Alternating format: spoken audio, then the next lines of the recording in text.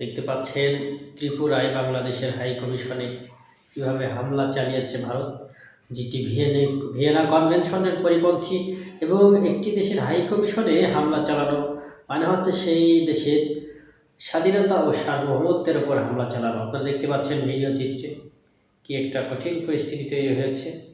ভারতের উগ্রতা দিন দিন বৃদ্ধি পাচ্ছে। তারা যে একটি উগ্র জাতি সেটি আবার অপমানিত। সেই উগ্রতা বাংলাদেশের দিকেও ঢেলে দিতে চাচ্ছে এবং বাংলাদেশকেও একটা কঠিন পরিস্থিতির মধ্যে ফেলতে চেষ্টা করছে। মূলত শেখ হাসিনার পতনের পরপরই তারা পাগল প্রায় হয়ে গেছে। দীর্ঘ 16টি বছর যেভাবে লুটে খেয়েছে বাংলাদেশকে, এখন খেতে না পেরে তাদের এই অবস্থা তৈরি হয়েছে বলে অনেকে মন্তব্য করছেন। কলকাতার রিপাবলিক বাংলা সহ বেশ কয়েকটি চ্যানেল একেবারে মিথ্যাচারে ভরিয়ে তুলছে, সারা বিশ্বব্যাপী বাংলাদেশের দুর্নাম করছে। একেবারে সাইবার হামলা বলা চলে এগুলোকে।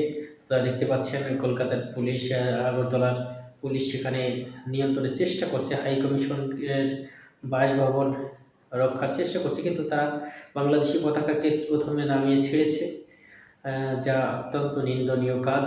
বাংলাদেশের মানুষ যে যেখানেই প্রতিবাদ করছে না কেন ভারত বিরোধী, কিন্তু ভারতের হাই কমিশন বাংলাদেশে যেটি অবস্থিত সেখানে কোনো হামলা চালায়নি বা কোনো কিছু করেনি।